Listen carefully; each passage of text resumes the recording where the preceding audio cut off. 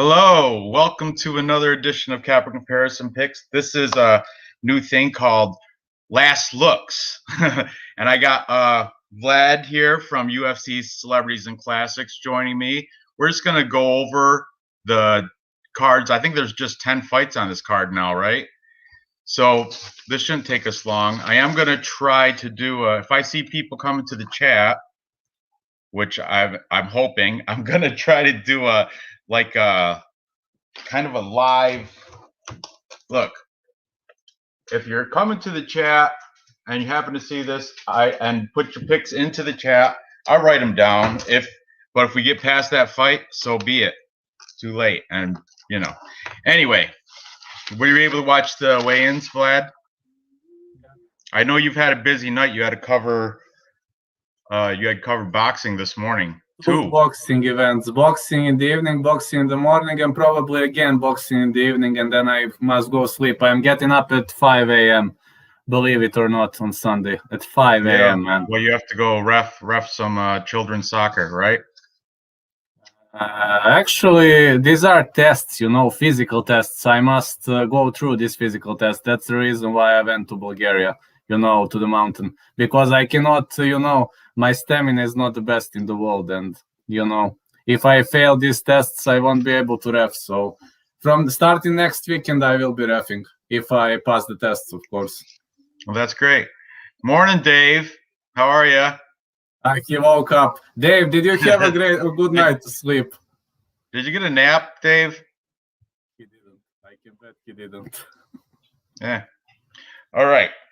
Let's get into this, because actually I didn't change a lot of things after I watched the weigh-ins, but I do want to go over these fights kind of individually, just quickly. Okay, so let's get the first fight on the card is Dustin Jacoby versus Maxim Grishin, light heavyweight bout. Dustin Jacoby's with 13-5, Maxim Grishin 31-8-2. I pick Jacoby here. The weigh-in, Maxim Grishin actually missed weight. He was 5 pounds heavy. But it was kind of like, remember last week with Jared Gordon missed weight? It was to his advantage. That's how it looked like. It didn't look like he tried to lose the weight. He didn't look sapped. He looked comfortable on the scale. So it was kind of like he missed weight by 5 pounds, but I think it's to his advantage. So originally I had taken Jacoby by KO. See that? Yes. But I think I might have to change that to a decision. I'm still taking Jacoby. The odds are now look what I made for you guys. Dave, you can put your pick up here. I'm gonna try. This is a new thing. I'm trying to portable. Look. Jacoby, odds are -174. These are live odds on Bet Online right now. Grishin, +154. Over, under, you see that? 2.5 rounds, over and under, both a little bit of juice there. You got to pay. But I am siding here, right here. Ranj. I think, like I said, I think now after the weigh-in, I'm saying by decision. Why don't you give me your thoughts here, Vlad? Who do you think? Well, you said it instead of me. Grishin intentionally missed the weigh-in. I'm going to say that it was an intentional foul. I don't think it was accidental. I think, like in basketball, we have flagrant foul, however you call it. I think it was very, very intentional. Yeah. So, yeah. Did you have Grisham winning prior to the weigh-in or anything like that? Who did you pick originally on your? I have to switch now. I originally picked Grishin, man, but right now I will have to switch because you make intentional foul in 2 cases. First case is when you're sure that you're weaker than your opponent. That's number 1. Number 2 is when you're having a medical issue. This guy didn't have a medical issue, and everybody knows that his COVID test was negative. So it was intentional foul. I think Grishin is trying to get some advantage here. So I would go with plus 1.5, but if I have to pick a side, I'm going to go with Jacoby this time. I think this is intentional foul, and I really think this was very, very much intentional. Awesome. What about you, Dave? Who you got? Are you still up? Are you still with us? Dave? Where is DC that guy? Dave? No? Okay. All right. Yeah. So it looks like we're going to take yeah, I'm keeping it Jacoby, except I'm switching it from KO. Now that I think that Grisham put on that I think he missed by 5 pounds. So he's 210 pounds now. So I think that's going to help. He's not going to get knocked out. I think it's going to carry him throughout the 3 rounds. I got Jacoby by decision. My Okay. original pick would be plus 1.5, but I have to pick a side, so I'm going with Jacoby. I am not a fan of guys who make intentional fouls. Oh, look at BC Dave. Jacoby in the second. Awesome. Yeah, Dave is here. BC Dave.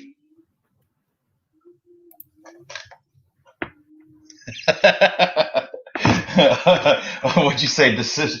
Did you say knockout in the second? Or submission? I don't know. I just put second round. That's a good bet. Second round. Oh, there you go. Let's look at the prop real quick on that. On Jacoby. Okay, if you have Jacoby second round, just second round, plus 550. Dustin Jacoby second round. If you, what did I say? I said by decision, by points. That's plus 190. I'm gonna get. And you got a method of victory, Vlad, or no? No. Okay. So you're paying minus. If you were to bet, it'd be minus 179. But anyway, okay. Moving on. Next we've got Ronnie Lawrence. He's taking on Vince Cachero. Vince Cachero 7-3. Ronnie Lawrence is 6-1. Ronnie Lawrence is the favorite. Minus 170. It will moved up from minus 155 when I did the show. Vince Cachero's plus 135. I'll show you. This is the original show. See that Ronnie Lawrence 6-1. You see the cappers that took him. Vince Cachero. This was a tie, but then I was a tiebreaker. I took Vince Cachero for the upset by decision. James Lynch. He interviewed both these guys, both of them. And originally he was saying decision, but I think he switched it or something. Vince Cachero. So I'm sticking with that.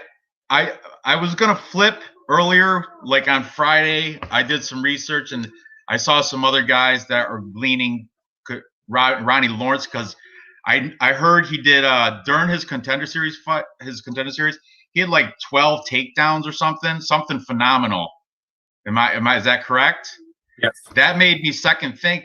I don't know Vince Cachero's like takedown defense. I'm not sure how his takedown defense is, to be honest with you. I never checked it out, but I'm sticking with the underdog here just for value because I think Vince Cachero he's got more UFC experience. It's like a debutante, right? This is Ronnie Lawrence's debut. Going against Vince Cachero, he's got what? He's got that loss to Jamal Emmers, but I think he's also got. Does he have another fight before that in the UFC? Let me just really quick check it out. I know Jamal Emmers. I don't remember another in the UFC. Was it or? Maybe that was his first fight in the UFC, but I don't know. I'm going with Cachero. Who's? Is that mommy? Yeah. Daddy's doing his live. What? Ask her what she wants. Daddy's doing his live. I'm doing my live thing.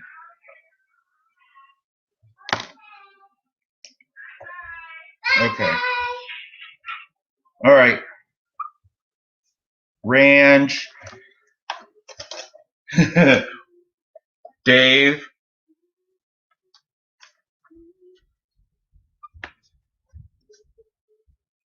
Go ahead, Vlad. Give your spiel. You asked me about Cachero's takedown defense. If I rate 0 to 100, I would say 75. 0 to 100, I would say 75. There is a stat out there, if you like takedown defense stat. I don't know what it is, but you think he's like probably around 75% takedown defense? 70, 75, 77 maybe, but you think he can?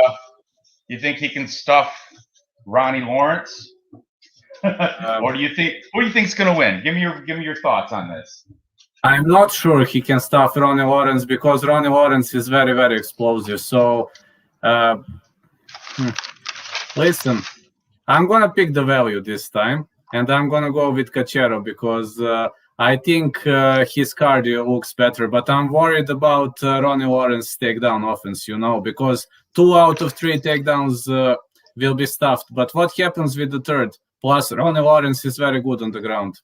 But I'm going to go with the underdog. Good for you. Me too.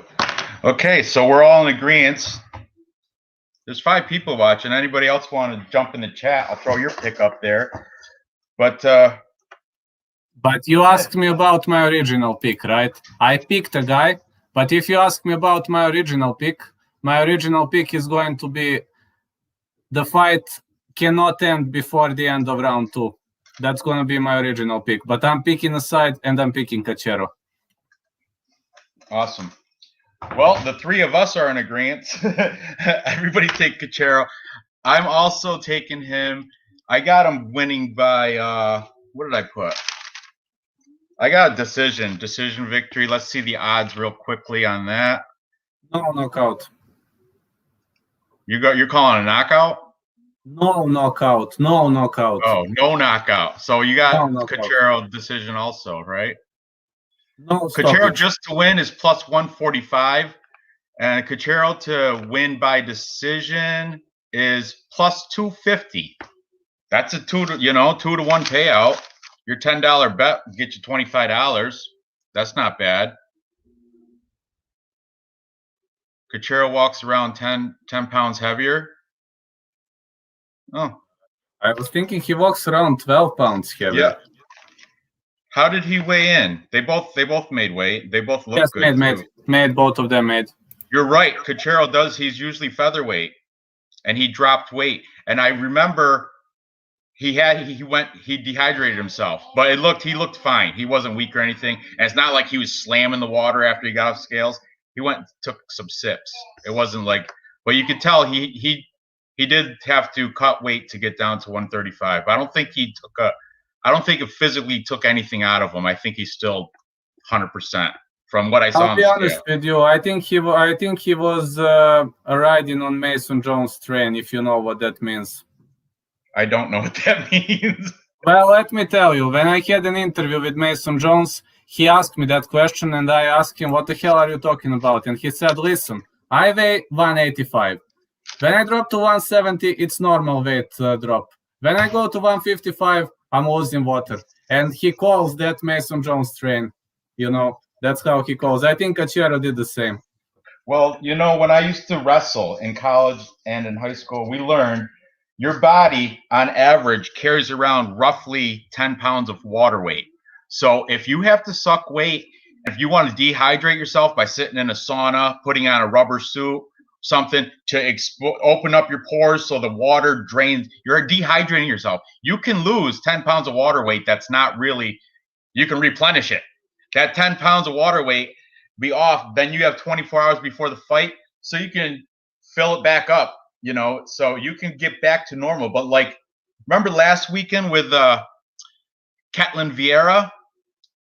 She didn't. She didn't make the weight, and she couldn't replenish herself. That's why she tried to hug it out on the mat the whole time just to hold her down. But that's why she also got outstruck 174-7-16. So that's because she never replenished her vitamins, her energy. She never replenished. But last night, everybody on the weigh-ins, there was nobody that looked weak. Everybody that stepped on those scales, I think everyone stepped on the scale looked good. Okay, next fight we have Alexis What? Davis. Oh, there's a rabbit outside? Well, we live in the country. Oh, we've got Alexis Davis. She's 19 and 10. She's a veteran. She might be, I don't know, 19 and 10. I don't like double-digit losses. And she's taking on the young. Oh, Alexis Davis is also, I think, what, 30, 32.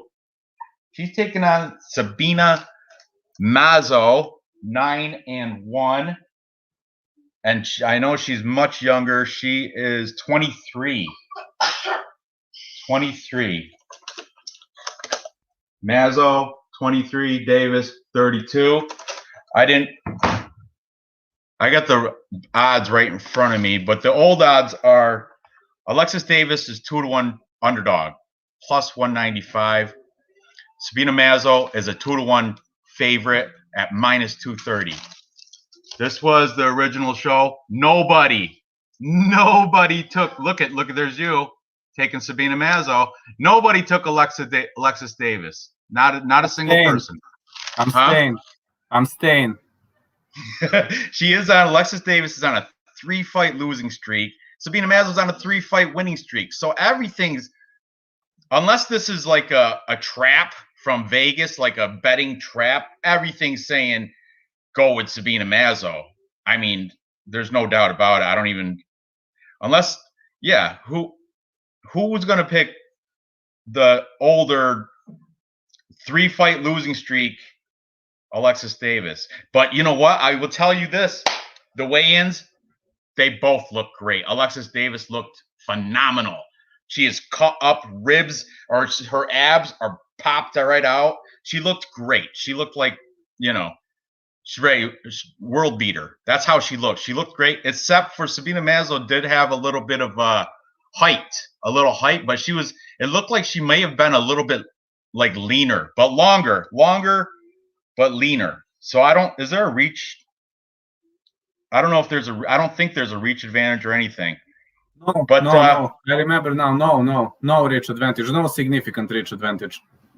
Okay.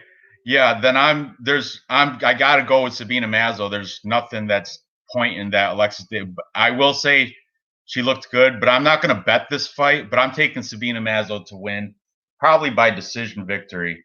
I'm not putting money on it. I have her in a parlay, but that's it.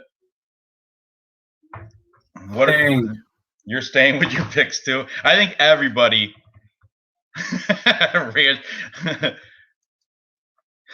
I think everybody's gonna go with Mazo anyway. You're right. I'm very proud of that pick. Remember watching that? Everybody who's watching that fight was all against Yana, my girl Yana. Well, that's actually Thiago Santos's girl Yana. But anyway, you know what I mean. Okay. 5-centimeter reach advantage. I'm in the United States. What's that in inches? 3? How many centimeters? Dave says 5-centimeter reach advantage. It's 2? 2 inches, yeah. But that's not significant. You can duck under. Put your fingers out. Listen, I'm a striker. You can make one very little step and neutralize it. I'm a striker. 2 inches is like, it's not an advantage, man. 4 inches is advantage. I think this is gonna eventually go to the ground anyway. Sabina Mazo's got great. Her last victory was a rear naked choke against Justina Kish, rear naked choke. So I plan at going to the ground. And she's going to it's going to be one of those boring fights. I think she's going to, girl hugger, control time. And Alexis Davis she's a black belt though. So she's going to be able to defend submissions, I think. But it's going to be a lot of time on the ground. And I got Mazo taking control, being more youthful, more energetic, more hungry. She's on that 3-fight win streak. Yeah, that's open and shut for me. Next we have, moving on, what's next on the card? Oh, this one, Alexander the Great Hernandez, 12 and 3, taking on Thiago Moises, 14 and 4. Hernandez, Moises. How do you say it? Moises? Moises. Did you ever interview him? No, I tried, but he replied, but then it failed to come to fruition because it was a bad time for me. Okay. These guys pretty much evened up. You know, actually Hernandez is thicker on the scales. They pretty much looked eye to eye. But Hernandez, you can tell he's got a thicker chest, he's got thicker arms, thicker biceps. He's thicker. Moises is just leaner. I don't know if that has any, bearing to you guys, but I already picked. Let me show you the original. I picked Hernandez second round. Let me move this thing. Okay. Hernandez, second round. I just put within distance, and then I said second round. I think it's going to probably be a knockout. I'm going second round knockout for Hernandez. What was your pick on this? You're on here. You picked Thiago Moises, right? Staying. You're staying with that pick? Staying. Awesome. Now we have to have tiebreaker. Because there is one big problem. Hernandez is better in the stand-up. That's true. But what happens if the fight is dragged to the ground? Plus, don't forget how Francisco Trinaldo was robbed against Hernandez. Oh, I know. I just want to go back to check out the odds on this fight. Hernandez and Moises. Wow, Thiago Moises is a 2-1 underdog, plus 200. Plus 200 for Thiago Moises. I'm taking Hernandez by knockout. That's plus 300. Hernandez by knockout. Yep. Oh, that's a big odd, man. That's a very big odd. What I say, if I can get even bigger if I say the round. Yes. Hernandez knockout round, or just Hernandez in round 2 is plus 750. That's just win anyway. Anyway, in round 2 is 750. I think that might be my play here, but because I'm going to take him either by KO. Hernandez KO. That's my pick. And you're saying my picks. I'm staying with Moises, but my primary pick is plus 1.5. But you say I must choose sides, so I'm picking Moises. I'm staying with Moises, but my primary pick plus 1.5. I know. In your early prediction video, you also picked Moises, so glad you stick with him. Dave's got Hernandez. We got 9 people in the chat. Nobody's, only Dave's picking. I'll throw your name up here if you want. Whoever's in the chat, if you want to throw your pick up there, you can. Oh, AJS, Moises, sub. Oh, look at, now we got AJS. We've got a tie. Oh, see how that's going now? Any tiebreakers? Drew P. Thank you, buddy. Drew P. with the tiebreaker in this live interactive capper comparison. Is this great? I'm losing again.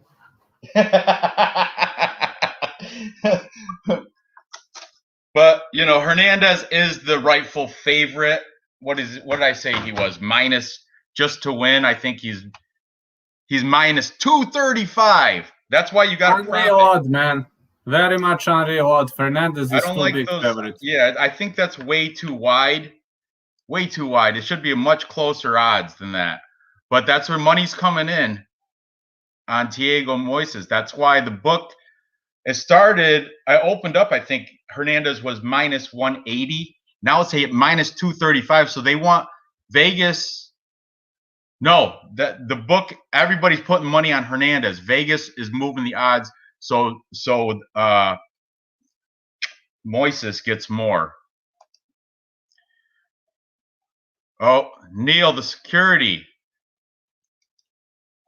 Moises. Now it's a tie again because Neil. All right, the next pick on there is gonna on the chat. Neil, the security. Next pick on there is a tiebreaker. Who's it gonna be, guys? Come on, don't be afraid. 10 people watching. Just throw it up there. What do you got to lose? Be the tiebreaker. Keep busy, guys. Come on, Adolf, the Chewbacca. I know you from Vlad. Yeah, he's one of yours, right? Yes, Thank you. Friend. Thank you for coming to the show. You got a pick on this, Adolf? Do you have a pick, Adolf? There you go. Hernandez, Adolf. I heard there's I was watching one of these handicapper shows. It was the Money Right Fight Club, Gabe Killian. They said there's a regional scene in California now, or over the West Coast, and they have a Nazi, like a guy who has a swastika tattooed on him, fighting over there. Like, yeah. Just this side note. Okay, next fight. Who we got? Okay, next fight we have Alex Caceres. This is a good one. Alex Caceres taking on Kevin, the hard-hitting hillbilly Kroom. This is the one I flip-flopped already, but I'm going back to my original pick. Original pick is here. Original pick, Alex Caceres, Kevin Kroom. Decision. I got Kevin Kroom by decision. Everybody, not everybody, but majority took Alex Caceres. I'm only with Fight Night picks, that one brother, Craig. He's the older brother. And Parlay Punch, I got Matt. Everybody else on side with Bruce Leroy, The Last Dragon. Did you ever see that movie, Vlad? You did? It's from 1985. 5 times. Show enough. That's great. I love that movie. But Alex Caceres does not have the glow. When you got the glow and you know the bro, he does not have the glow. I think if anybody's got the glow, it's Kevin Kroom. In the weigh-ins, he came in with a bow staff or something. Did you see? Yeah, like a bow staff flipping that thing around, and he like dropped like mini nunchucks or something. He dropped something like, and the weigh-ins they had like the face-off. He brought in like a bow staff and like I think maybe nunchucks, and he dropped them messing around. He dropped the nunchucks. Alex Caceres kept his like he was like 6 foot distance. He kept his separation from him. They did shake hands though. They both looked great at the weigh-ins, but it's just odd. The hard-hitting hillbilly, he comes in with that thing. Let me write these down. Kroom, he's got a record of 21-12. Both these guys, Alex Caceres, 17-12. So both these guys have like, journeyman gatekeeper type records. You called Alex Caceres a gatekeeper like 2 weeks ago, didn't you? Yeah. When we were talking about Derek Minner, and he won. Minner won. Remember? I was calling Minner a gatekeeper. He's a gatekeeper, but he turned. Yeah, you picked him. Good. That was the week. Didn't you go 10-1 that week? Or was that last 10-1. Week? Yes, 10-1 that week. That was one of my. No, this was my best night. Prior to that, it was 9 out of 10. Kroom brought in a fake butterfly knife. That's what it was, and he dropped it and just left it. It was kind of fun. It was awkward, but it was funny. I got you. I hear you, Dave. I hear you. I'm writing your pick. Going to KO. Okay, Dave. BC Dave is saying Kroom by KO in the second. All right, I'm taking the first. I'm also on the board with Kroom. That was my first pick. I'm not swaying from that. I'm staying with that. So, Ranj. Who do you got in this? Cowboy? Caceres. Awesome. Vlad's taking Caceres. Who else we got in the chat?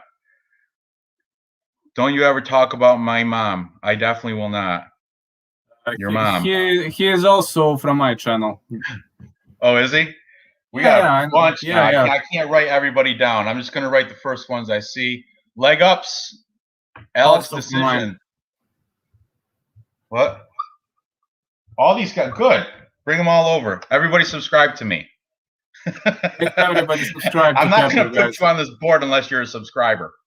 I don't know who is or who isn't. So I'm just right now. This is my first time doing the interactive, but I'm going to just throw you up as I see you.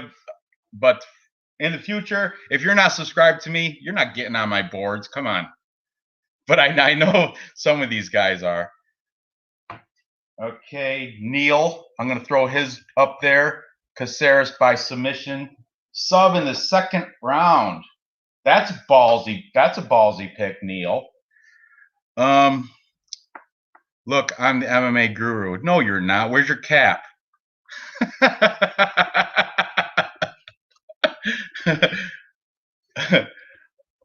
Okay. Well, we got 6 picks up there. We need Thank you. We need a tiebreaker. You're little fishy. What do you got then? If you're sub to both of us, what's your pick? I'll throw you. You're the tiebreaker. Who you got?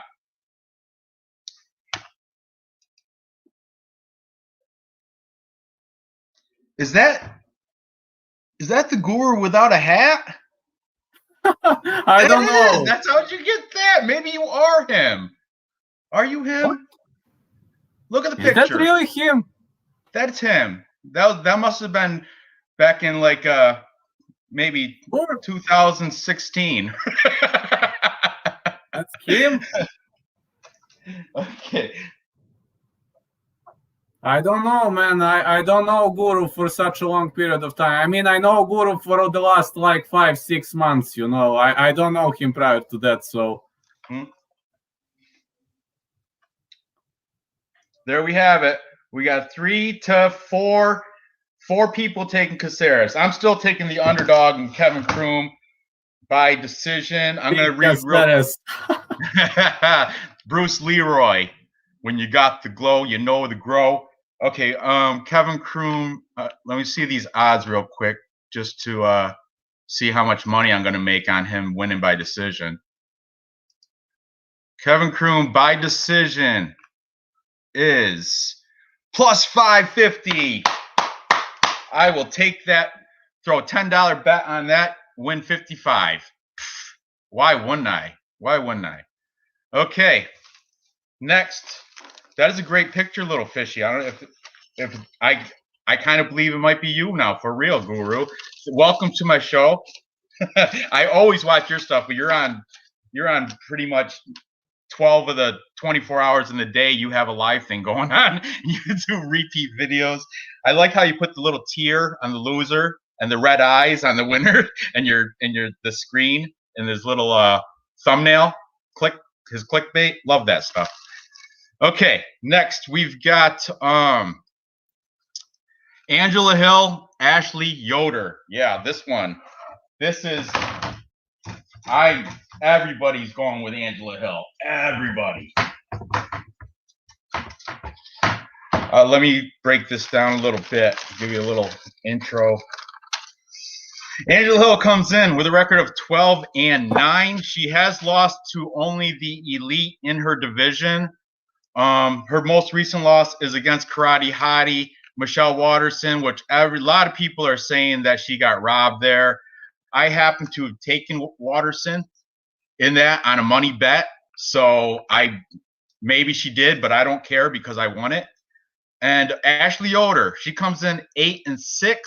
She's coming off a decision win against Miranda Granger. I also won money on that. So that's why, despite Angela Hill's full capper consensus.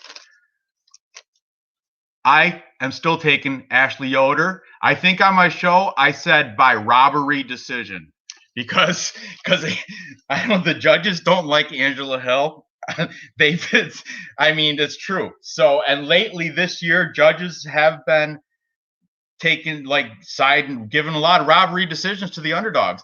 And look, let's see what the odds are here on this fight. Right now, Yoder to win is plus 295 just to win. 3-1 odds.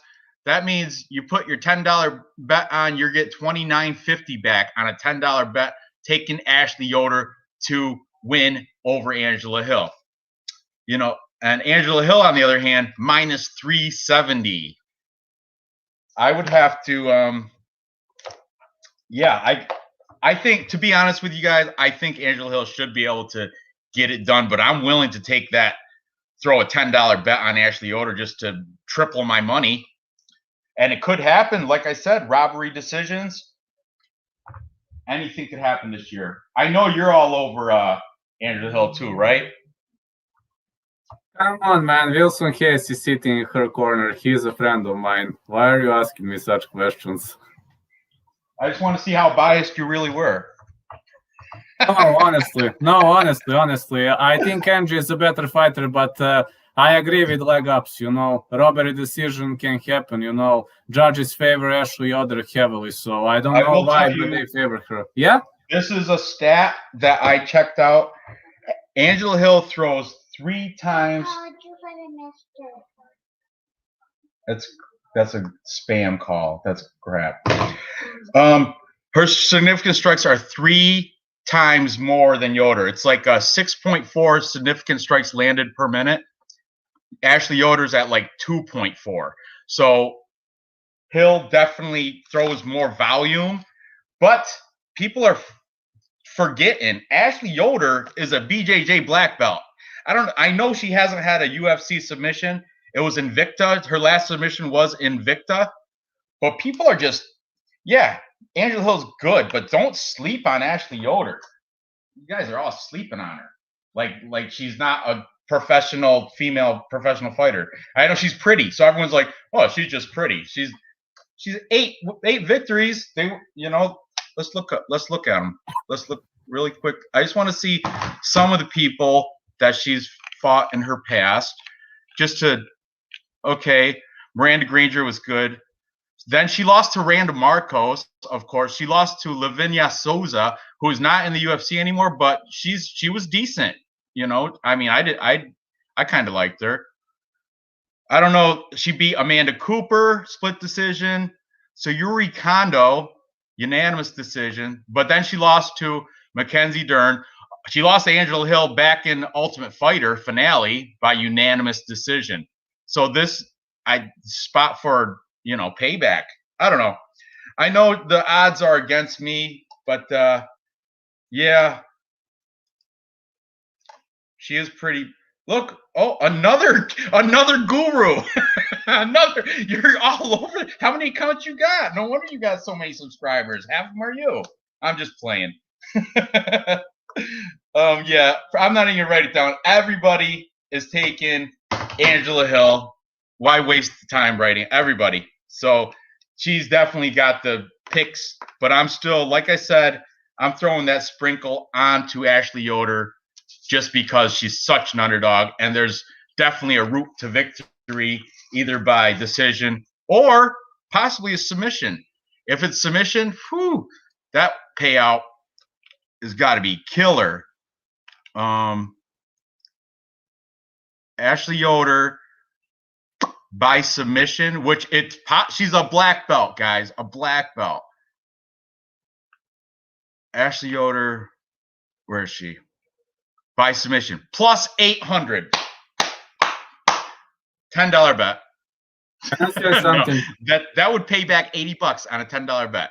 Plus 800. But I don't want to throw my money away on that though.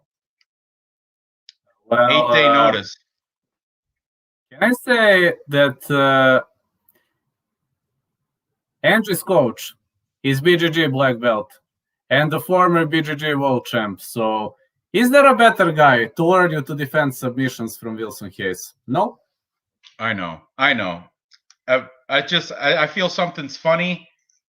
Vegas, a lot of people, conspiracy theorists, a lot of people say, Vegas always has their pick too. And right now, if Ashley Yoder upsets Angela Hill, you know how many parlays will get killed since everybody's taking Angela Hill? Everybody. I don't know. I'm the only person I know of, only one taking Yoder. So think about everybody that's thrown Angela Hill in the parlay. Think of all that money that Vegas makes if Yoder happens to win a decision, bad robbery judge decision. She's never been finished. She's never been submitted. She's never been knocked out. Hey, I'm going to take my chances. I already picked it on Tapology. I already got it. So moving up the card. Next, we've got, this is a good one. Pedro Munoz taking on Jimmy Rivera. Yeah, this one's worth writing down. Munoz versus Rivera. Now this one, I did flip, but I flipped back. Okay, I've got here's the capper comparison pick. It's the one in the middle. Only one duo. They're in-depth MMA, Joey and Sully. They're taking Pedro Munoz. Everybody else on the show took Jimmy Rivera. As so did I by decision. Now I'm going to tell you why, because I hold in Petroyan in super high. I'm so high on Petroyan. I think he's should be like number 3 in top pound for pound.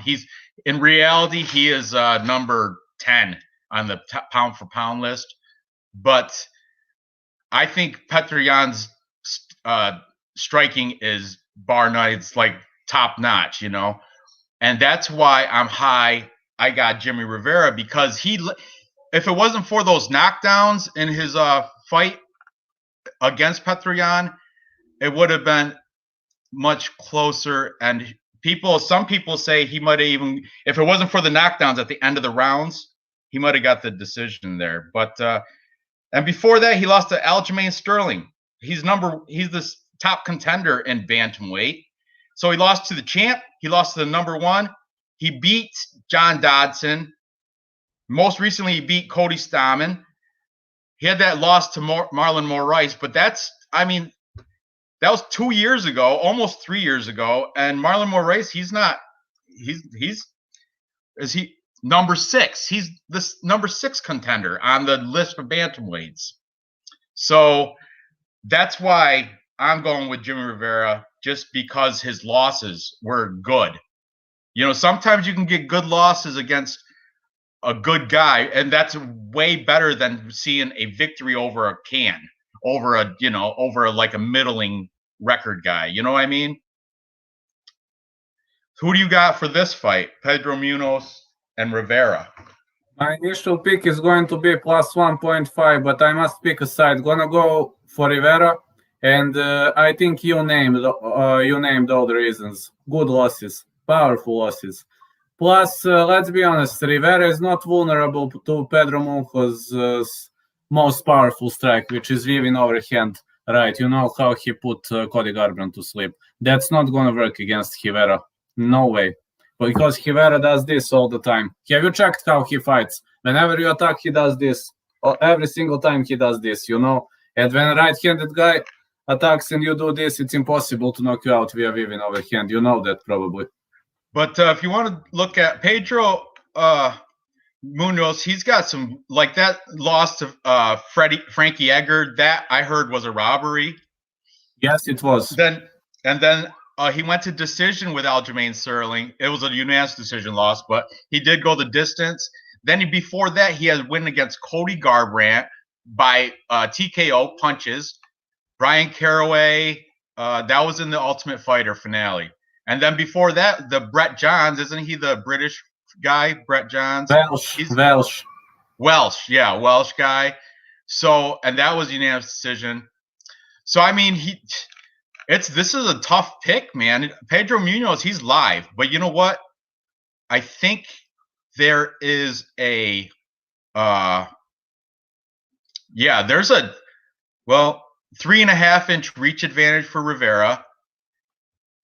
I just, like I said, I like Rivera's losses better than Pedro Munoz's losses. So I'm siding with Rivera here. You also said your pick is Rivera. Now I'm siding with Rivera, or my initial pick is plus 1.5, but I'm siding with Rivera because I must pick a side. I would give like 60% to Rivera. Yep. T-Rex arms. Yes, he does. As do I. But that's why I'm a wrestler, not a striker. I gotta take it to the ground because I can't outreach anybody. So Dave is also taking Rivera. That's pretty much enough said. Let's I'm taking him by decision. I'm gonna really quick see what the prop bet on that is. Rivera by decision, because right now Rivera's at minus 145. I do not like taking, except for in a parlay, but individual bet, I will not take a minus number. I'll have to prop it up to a plus number. So Jimmy Rivera by decision is still minus 105. So I'm gonna have to, that's the best odds I can get, because I don't think it's gonna go. I don't think he's gonna be able to put him out before. I think he's gonna win by points. So I guess that's the best odds for me is Jimmy Rivera by points, minus 105. Yeah, I'm gonna pass on. It's gonna be a pass for me. I do already have him in parlay though, so that's that. Moving up the card. Next we have another female fight. Flyweight, Montana, wife of Mark De La Rosa, taking on Mayra Bueno Silva. Montana De La Rosa, she's coming in 11-6, and Mayra Bueno Silva, she's 7-1, coming out of Brazil. Great grappling, great submissions from her. Let's see what the capper comparison looked like for this one. Okay, this one, hold on. T-Rex arms gone. Okay, this one, see on the bottom, I got Montana De La Rosa, Lock of the Night, and Newsom from MMA Play 365. Both took De La Rosa, but King of Crackdowns, E-Money, and Hype Check took Silva, as did I. I'm taking her by submission. And I saw the weigh-ins. Both girls looked great. Mayra Bueno Silva is a little bit thicker. She's got more bulk to her, she's got more mass. Her boobs are a little bigger. Her arms are bigger. Her chest are bigger. She's bigger. She's wider. Sorry. So that's just solidified but Montana De La Rosa, you can't sleep on her. She's got some good victories in her resume. I'm gonna pull her up quick. Like I said, I think Mayra Bueno Silva could probably beat Mark De La Rosa too. I'm just kidding with that. I'm just kidding. But still, she beat De La Rosa, beat Mara Borello. I think Mara Borello is a pretty good jiu-jitsu artist too, but she beat Nadia Kassem by armbar. Rachel Ostovich is more pretty than a fighter. She's prettier than she is a fighter. More of a model than a fighter. I think she is modeling now. Then those are the notable names on her resume. She has a lot of notable losses. She lost to Mackenzie Dern, Cynthia Calvillo, Nico Montano, Andrea Lee, Vivian Orojo. That's too many, though. That's too many losses. But they are all good names. But hey, let's see, Mayra Bueno Silva. She's got only one loss, and that was against Myrna Moros by unanimous decision. Everything else, she's got a armbar win against Mara Borello. She armbarred Jillian Robertson. She ninja choked Mayana Souza. She had a split decision win against Diana Firmino. And then the rest are just, prior, she's only been in UFC since that Jillian Robertson was her debut. Armbar, round 1. That's a good, I'm definitely taking Mayra Bueno Silva here. Yeah, I agree. Nadia Kasim is a joke. She's not UFC material. Hey, Perlo. That's he's one of the first handicappers that got me into doing this. He's actually a hockey and tennis is his expertise. But hey, Perlo, how you doing? But anyway, you said, who'd you say you have in this fight? Go ahead, give me your breakdown. I have 2 potential picks. First one is plus 2.5. Second one is Mayra Bueno. I'm not a fan of Montana De La Rosa style. She's too defensive, man. And I think her too defensive style might cost her a lot, you know? I think she relies on countering, like all her movements. Even on the ground, she relies on your move, I'm going to counter move. Whatever you do, I'm going to try to counter and get that. Yeah, I agree with you. If it comes to judges' scorecards, De La Rosa loses, but De La Rosa needs a stoppage to win this fight, and stopping Mayra Bueno Silva seems like Mission Impossible Part 4, I guess. Yeah, I mean, 7-1 record. You can't. This is one of my more confident picks on the card, and yeah, I know if female fights, there's no such thing as a confident pick in a female. Well, there is to me. I'm confident with this one. I'm just as everybody's confident with Angela Hill. That's how confident I am with Mayra Bueno Silva. So, okay, I got her winning by sub, and pretty much everyone. Nobody, even in the chat, nobody's taken Montana, wife of Mark. Nobody is taking De La Rosa at all. Okay. Now we're on to the co-main event. Time check. Perfect timing. Look at that. I want to wrap this up at 11. Exactly 1 hour show. Okay. Co-main event. This one's going to be an interesting banger. But I'm going to tell you right now, everybody's high on Magomed Ankalaev. And he's fighting Nikita Krylov out of the Ukraine. Now, Magomed Ankalaev fights out of Goret's fight team. And in my show, I know if you look at the Goret's fight team on Tapology, every single person from pro right down to amateur, their last name ends in V. Yeah, that's just, I don't know if that's coincidence, but there's like 30 of them on the sheet too. And there's like 5 of them are named Goret. Their nickname is Goretz. That means Highlander, mountain man. That's what it means in Russian. Yeah, like and in Bulgarian, in Bulgarian, when you say we don't say Goretz, we say Goresht or Gorstak. It means like a mountain person. It's like very similar. Yeah. Now Nikita Krylov isn't Ukraine isn't it land touching Russia? Yes. So a lot of people, I saw a lot of handicappers. Oh, I'm going to go with a Russian here because, but the Ukraine, that's almost the same thing. I don't know where he fights out of. It said like YT Promotions, which I have no idea. That's probably like his training school, whatever. But there's a lot of questions on where like his camp. I don't know anything about that. But Krylov is a live fighter because he's coming off the win against Johnny Walker. Now, a lot of people have different opinions on Johnny Walker. Some say that he's overrated, so it's not really a big win. But I think Johnny Walker's undervalued. I think he's actually a better fighter. So Nikita Krylov, I think that's a decent fight, a decent win to come off of, in my opinion. Now, Magomed Ankalaev, he's got those fights against Ian Kudalaba, which what he fight him twice.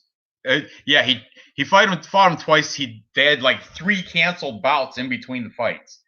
And the first one was Ian Kudalaba. He was like saying, "Oh, I was playing possum. I really didn't want to stop." Well, you shouldn't have stopped then.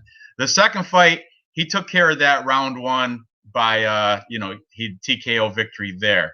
So Ankalaev, his only loss happened the last second of round 3 against Paul Craig via triangle choke.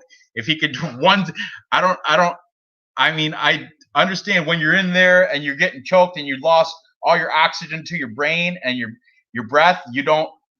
But I think if he knew it was only 1 second left, it would have been that all the difference between that and a perfect record, So, I mean, I think Magomed Ankalaev is definitely championship material. I do believe he's going to be a champion one day for light heavyweight class. If not a champion, definitely top 10 contention. He's definitely a contender for the championship. I don't know if he can really. Let's see who else is in his. Really quick, I want to see who else is in the weight class. I mean, that's light heavyweight. It's you got Glover Teixeira. Jan Blachowicz is obviously the champ, but Thiago Santos. That's what's her name's husband? That Yana Kutskaya, right? Right? BC Dave isn't Thiago Santos Yana's husband? Anyway, the Dominic Reyes, Ratchik, Anthony Smith. There's Johnny Walker's number 9. So you got to think Nikita Krylov just beat him. So you got to think that it's kind of a shallow division if you want to be honest. It's not that tough of a division because there's some suspicious guys in that. Who's Misha Kirkunov? Latvian guy, the best Latvian fighter, all-time best Latvian fighter. That's Misha Cirkunov. Okay. He's fighting out of Canada, but he is Latvian by origin.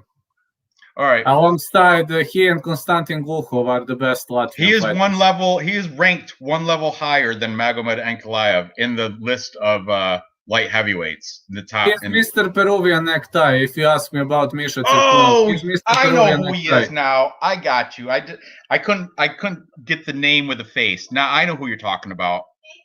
Okay. But anyway, in this, I'll show you everybody picked Ankalaev except for eBay's fight predictions. He's the only one that took Nikita Krylov out of all, and this was all the cappers throughout the entire week. One capper took Krylov. That's eBay's fight predictions. Now, let me know, eBay's fight predictions, the only person took Derek Lewis last week. Only one. So, there's something there. There's something there. I'm still taking Magomed Ankalaev, and I got him winning by TKO in the 3rd round. That's my pick because he is you have to, minus 355. So you have to say a prop on that. You can't just say, "Oh, I got Ankalaev to win." Yeah, well, so does the rest of the world. So if you want to make money, you got to prop that out. So let's look at these props real quick on odds.com, or on BetOnline. BetOnline has where is it? Okay, Ankalaev right now is minus 305. That's just to win. Nikita Krylov plus 255. That's okay. So let's see what Ankalaev. What did I say? I said TKO. By TKO. Okay, is still a minus number, minus 105. That's TKO or disqualification or KO. So I'm going to pick the round, which I did in here, round 3. Okay, so Magomed Ankalaev, TKO, round 3, plus 1,000. Plus 1,000. Let me copy and paste. Magomed Ankalaev in round 3 by KO, TKO, or DQ. Plus 1,000. I like that pick. That's what I'm running with tonight. That's my live bet tonight, right there. So, because everything else is minus numbers, and I told you I don't like to do that. So, what's your thoughts on this fight? What's your thoughts on Krylov? Should people be sleeping on him? Well, discussing Krylov, I will tell you one very good thing. He kind of reminds me a bit of Misha Tsirkunov with his submission game, and kind of reminds me a bit on Alexei Olenik with his submission game, So I assume there is something, there is something in that, Oh, this guy has a very cute cat. That's Ricketts. The cat is Ricketts. His name is John. His cat's name is Ricketts. He has a new baby daughter. She's adorable too. He does sports handicapping he does hockey, international soccer, college basketball, pro basketball, football. He doesn't do fighting though. Everything else. I'm a patron of his, and he got Discord channel. Yeah, he's good. Ricketts. Check him out, everybody. Check out Ricketts picks. He's great. I must subscribe a guy who has so lovely cat. Yeah, subscribe to him just because his cat. He brings his cat on. Yes. All right. You asked me about this fight. Listen, of course, I'm valuing Ankalaev, but I'm telling you one thing. Krylov's most powerful weapon is choke. So if Ankalaev doesn't keep this fight on the feet, it's going to be a nightmare for him. But Ankalaev's takedown defense is like 0 to 100, like 92, 94, something like that. So I think he can keep this fight on the feet. And I think Ankalaev, how do you say Ankalaev no distance? How do you say that kind of a pick?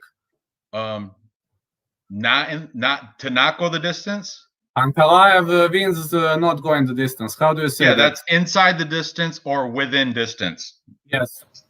Ankalaev within distance or inside the distance? Let's see what That's my pick number 1. My pick number 2, the fight will not go the distance. I won't say who wins. But number 1, Ankalaev, no distance. Okay. That's still minus, but still. Ankalaev wins inside the distance, minus 120. But okay, that's, it's fair. It's not that bad. So you got to put up $12 to win 10. That I used lower numbers. It's really $100 to win 100 or 120, But anyway, yeah, I think everybody's overwhelmingly going with Ankalaev. I wouldn't be shocked if Krylov managed to pull a upset, but I just don't see it happening.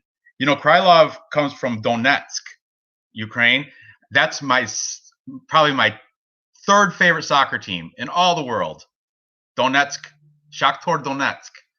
Are you familiar with that? Are you familiar with European soccer over there?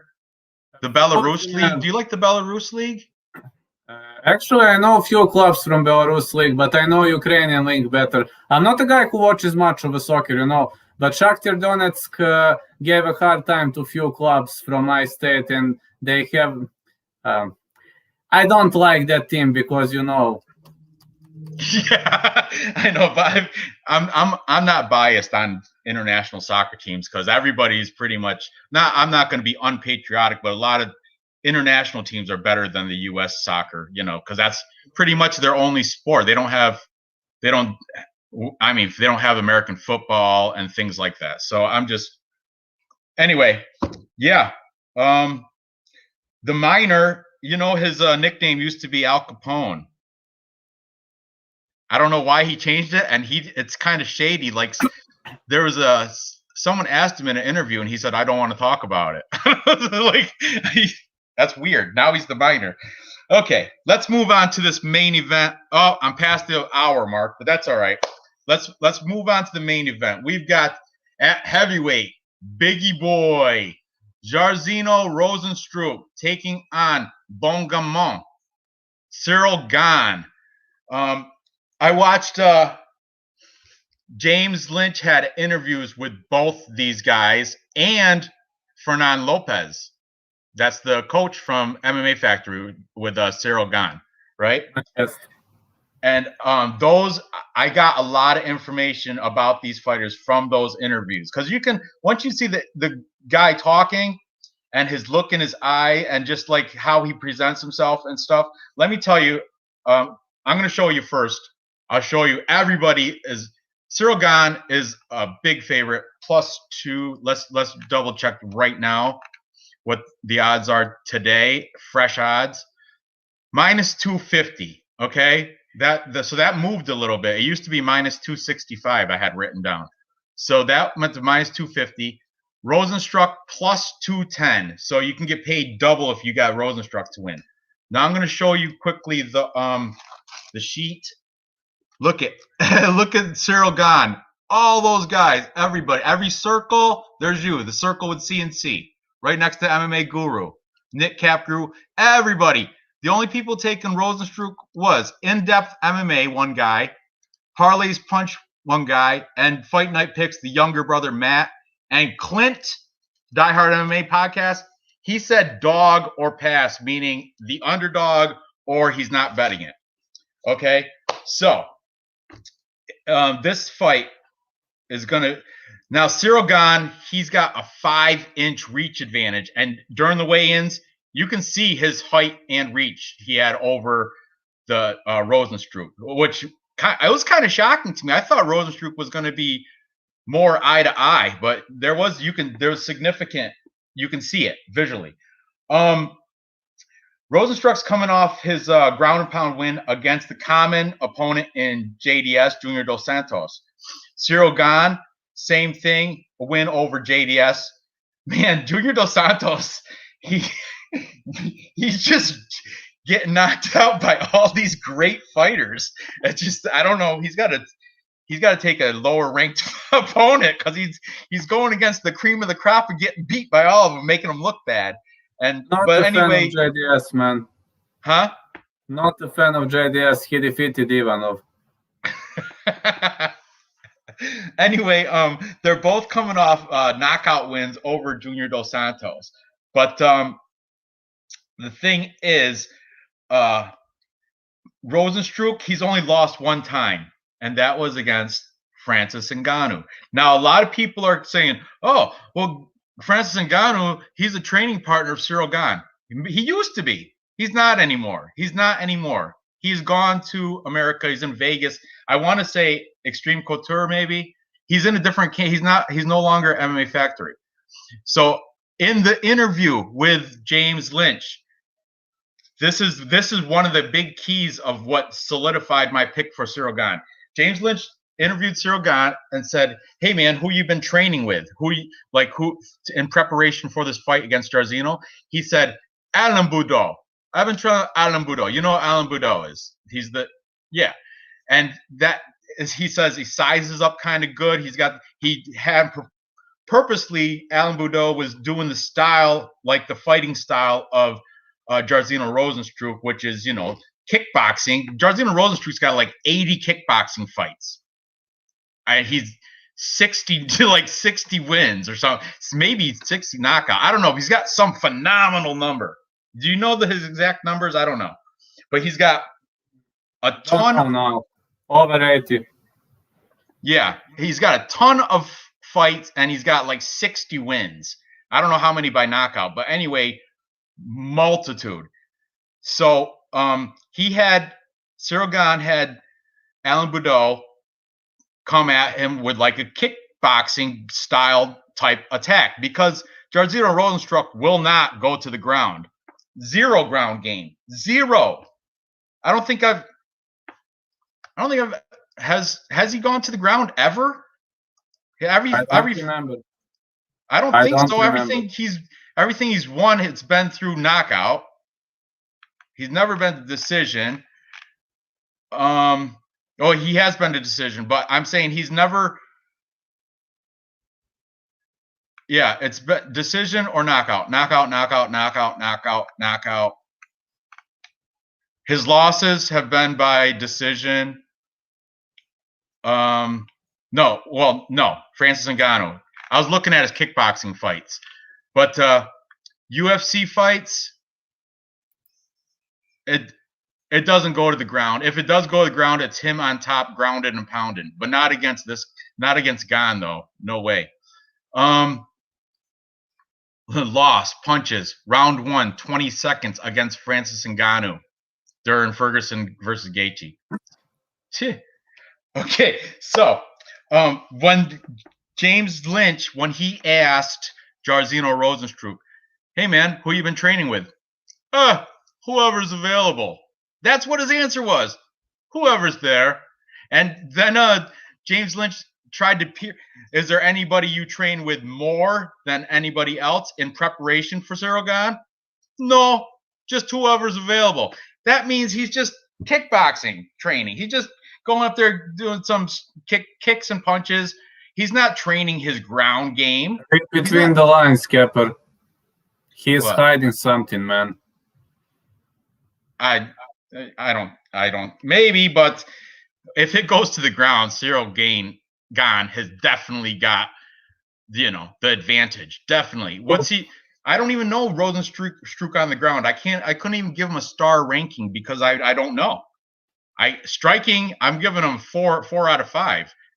What do you say? 2 out of 5? Out of 5. For ground striking, 4.5 out of 5.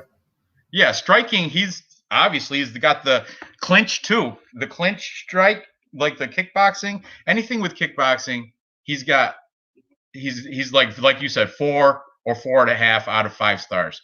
But ground game, opposite end, like you said, 2. But I'm a kickboxer, man. I know it. Believe me, 4.5. Yeah, he's phenomenal kickboxing. But Cyril Gane, he's 4.5 all the way down the line. Every category, striking, cardio, wrestling, submissions, everything. And that's why he's the big heavy favorite here. Not impressed with Gane record though. Perfect. It's a perfect record. How can you not be impressed with it? Very little number of fights, very small number. Yeah, I know, but they've been some good ones. Let's open it up and take a peek at his 8 UFC fights. Dontel Mays, round 3, heel hook. That's that heel hook. Tanner Boser, unanimous decision. Of course, JDS, the elbows, round 2. Rafael Pessoa. I don't know. Yeah. Well, he was 9-0 when he fought, and Gane got him with a arm triangle choke, round 1. Rogers Souza, I'm not sure who he is really. Then the other guys, I don't know them either. Alan something, Bobby Sullivan, Adam Dryzik or some I don't know. But it does everybody he's been faced up against, he's plowed through without problem. Tanner Boser gave him the only one who didn't even give him a problem. He won by unanimous decision, but Tanner Boser managed to make it to the end. So, I mean, look at, he is a small heavyweight. He's that's what I was saying. Gane during the face-offs, Gane definitely it looked like a heavyweight going against almost a light heavyweight. I don't know Rozenstruik's what's his weight? 240 or something? I don't even know. I don't know. Around 240. Yeah, so he is a lighter of the heavyweights. But physically, I think Gane looked better. I mean, yeah, he's a perfect athlete. I don't see any flaws in his game. He's got 5-inch reach advantage. He's coming out of a great. He's got a great coach, Fernand Lopez. His interviews are very. Did you interview Fernand Lopez? You did, didn't you? Yes. Right. So you hold him in high regard too. He's one of the best striking coaches, correct? Correct, and he is one of the best clinch coaches. Plus, he thinks a lot during the fight. So there is, for example, if Gan starts to eat unnecessary shots, maybe he will yell, "Listen, don't fight like that. Stay defensive or drag the fight to the ground." He might switch the strategy in the split of a second. And that's how he trains his students. Also he told me that for Macedo, I believe, for Veronica Macedo, that she can switch the strategy in the split of a second. So that's his key, one of his keys to victory. Right. Rosenstruck, his camp, it's called Team Biggie Boy in Suriname, which no idea. You can't even, he's probably the only guy going there. I don't know. But like I said, he's when James Lynch interviewed him, he said he's been training in Florida. He didn't say, and it's not listed. So I don't know if it's American Top Team or there's a couple other ones down there in Florida. There's like, I don't know, half a dozen, like 6 different professional fight teams down in Florida.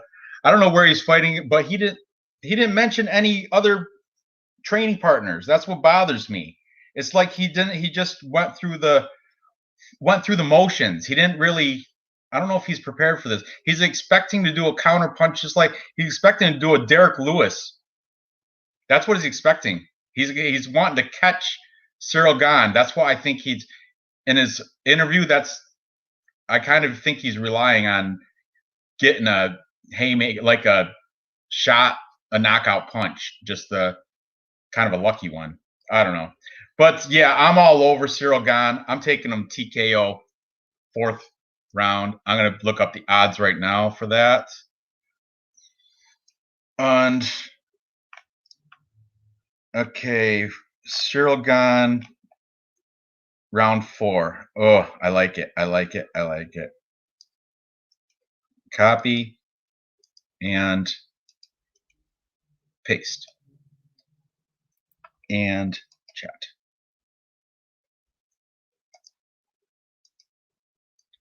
Okay, Cyril Gane in round 4 plus 1,200. And I think it's going to go into the later rounds. I don't think he's going to be able to get it done earlier than that because Rosenstruck, his kickboxing game is great. His clinch game is good. But Cyril Gane, I think his best path to victory would to bring it to the ground where he's definitely got the advantage. Standing up, I don't know if he's got the advantage because of Rosenstruck's kickboxing. He's a veteran. He's got 80-plus fights. So standing up, Rosenstruck, I think, might even have a little advantage. But Gane, everywhere else, on the ground, that's how it's going to get done. So I'm just saying Cyril Gane round 4. It could be submission or knockout. It doesn't matter. If it happens in round 4, plus 1,200. So there you have it. Any thoughts on this, Vlad? Any further to add? I will only say Gane wins because I'll be honest, I'm afraid a lot for Gane because if the fight advances to later rounds, never underestimate Jairzinho's cardio, man. So this is tricky fight for me. I'm picking Gane, but I'm not confident if it advances to later rounds. So he will have to fight very cautiously against Rosenstruck. You know what happened with Alistair Overeem? It was a unnecessary punch, and his cardio wasn't bad at all. He wasn't slowing down, And I kind of afraid. I will go with Gane, but this is like maybe 55% to Gane. Yeah. All right. Well, that about wraps it up. I went over by like 20 minutes, but okay, buddy.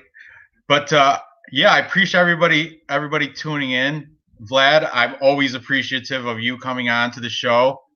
Pretty good turnout, 13 people watching now, Yeah, hopefully we can do this every week, at least go a second look show, a live second look show. I like it. And this whole thing, this works out. This whole thing, both sides. I like this. That was fun. I mean, it's a kind of pain in the ass to keep putting new names and shit on there, but it's kind of a pain in the butt to put new names on there. But still, it's fun. I enjoyed it. And it gets It gets the chat more active.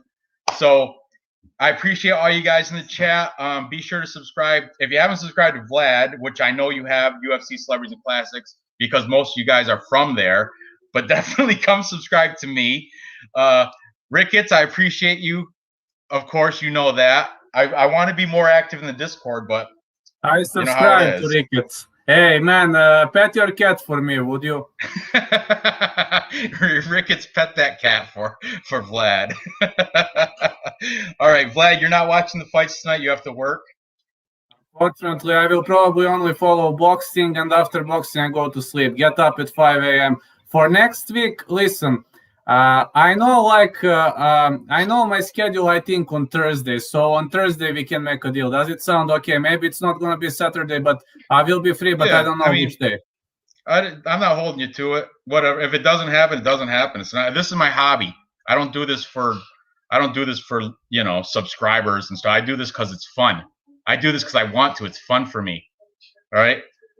No problem. I mean, when I know if you can't make it, maybe I'll do a show of Perlo about hockey. I'm just kidding. But no, I miss doing other sports too. So definitely.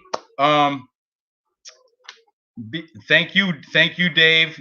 You're a good supporter. You're for both of us. I appreciate you. You're always first one in the chat, and I appreciate that. Okay. All right. I'm gonna sign out now. End the broadcast. Bye, everybody.